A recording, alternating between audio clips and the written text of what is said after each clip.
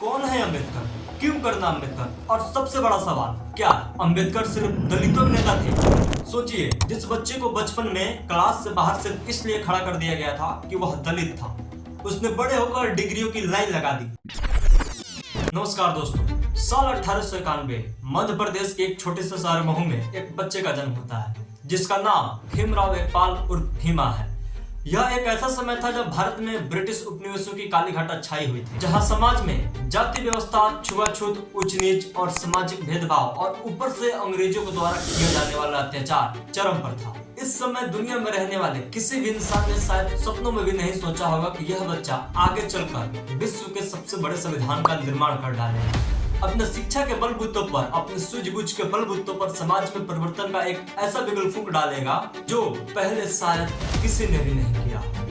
आज हम बात करने जा रहे हैं उस महापुरुष की जिसने अकेले अपने संघर्षों और विचारों के बलबूतों पर पूरे भारत की तकदीर बदल दी। वह व्यक्ति जिसने न केवल सामाजिक बंधनों को तोड़ा बल्कि करोड़ों लोगों को इंसान होने का हक दिलाया। मैं बात करने जा रहा हूँ एक महान विचारक, विश्व के सबसे बड़े संविधान के निर्माता और एक सच्चे राष्ट्रीय नेता डॉक्टर भीमराव रामजी अम्बेडकर का।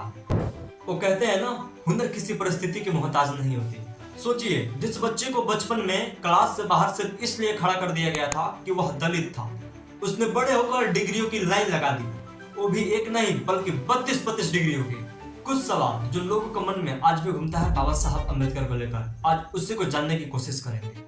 कौन है अम्बेडकर? क्यों करना अम्बेडकर? और सबसे बड़ा सवाल, क्या अम्बेडकर सिर्फ दलितों के नेता थे?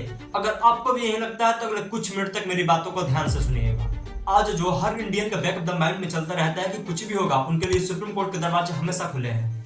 संविधान का article 32, right to constitutional remedy, ये लाए थे अम्बेडकर, इसलिए अम्बेडकर। अरे भाई, फ्रीडम ऑफ स्पीच है, फ्रीडम ऑफ स्पीच है, ये जो डायलॉग मुंह से हमारे यूं ही निकलता है ना। संविधान का आर्टिकल 91 है, ये लाए थे अम्बेडकर, इसलिए अम्बेडकर। आज लड़कियां संपत्ति में बराबरी का हिस्सा मांग सकती है, हिंदू कोड बिल किसने लाया?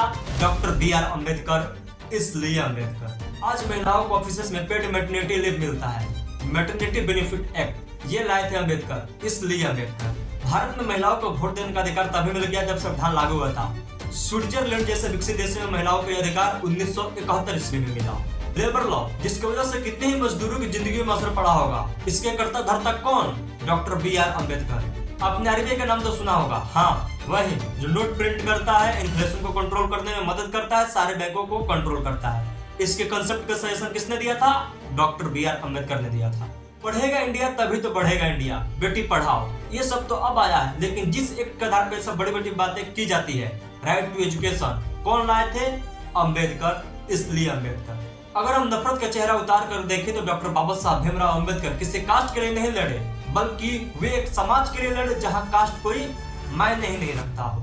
एक बार जब बाबा साहब भीमराव अम्बेडकर से पूछा गया क्या भारत में लोकतंत्र काम करेगी, तो उनका ये जवाब था, सुनिए। Dr. Ambedkar, do you think democracy is going to work in India? No, except in a formal sense, if you want. Well, but elections are very important. No, elections are important provided they produce really good men. But aren't they important because they allow you to change a government? I mean, it's better to change peaceably than not.